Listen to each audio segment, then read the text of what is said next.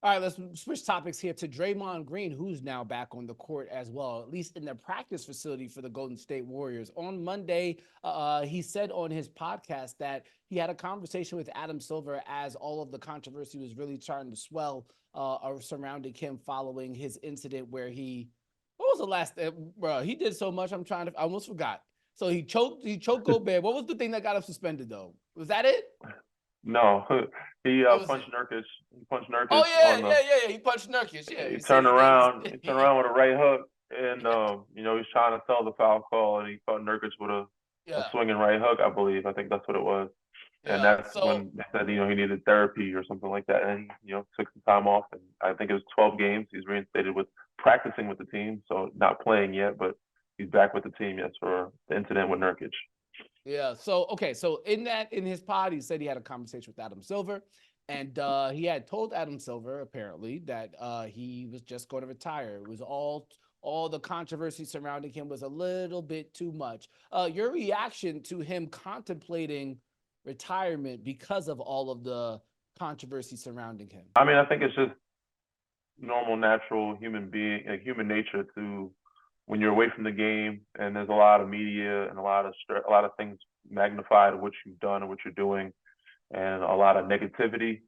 I think it's something that crosses your mind. I don't think it's something that you seriously contemplate when you just signed back for a good amount of years, for a good amount of money with this team that's been great for so long, and he's not that old yet, So, um, but I can be a form or attest to somebody that's up and back and forth with it, being away from it or not getting um, or not feeling the same when you're out there, or not feeling that the game is the same, not knowing what the next move is or where you're going to be. But he knows where he's going to be. So it's a different situation, different scenario.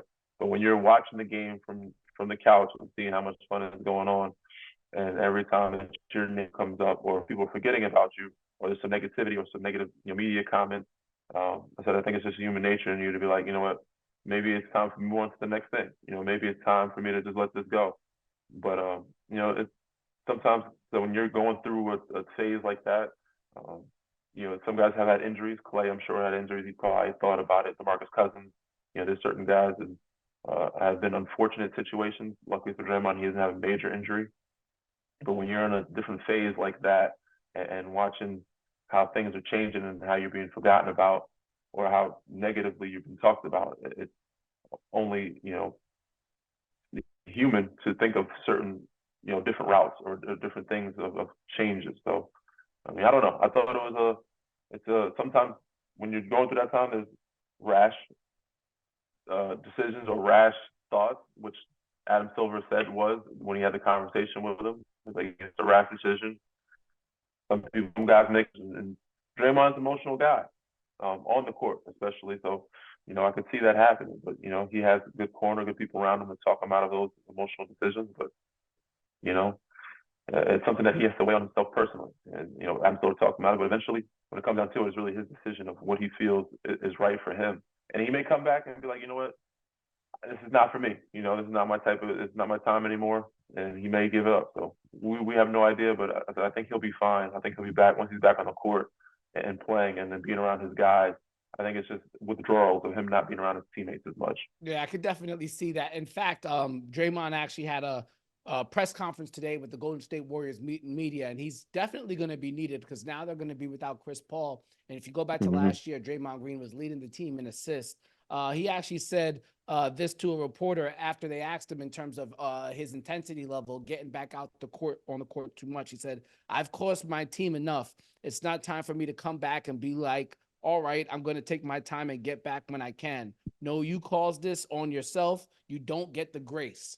So it sounds as if Draymond Green understands that, like a lot of not all of what's wrong with Golden State is on his shoulders, but he's definitely a part of what's been going down there negatively. So his intent, it seems like, is to get back out there and try and win as soon as possible and win as much as possible. Where do you think the Warriors fall between now and the trading deadline? Do you think they're going to lean towards, okay, Draymond's back, maybe Wiggins has some type of renaissance? We've seen Jonathan Kuminga get in the starting lineup the other day. Maybe because he's one of their leaders and definitely their most vocal leader.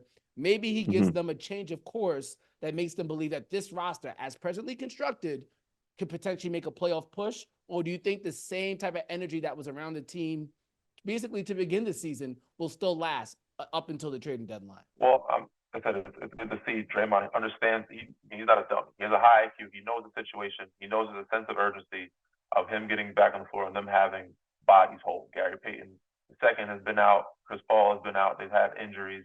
They need defense, and he's one of the main leaders on that end of the floor for them. He is the main leader of the floor for them defensively.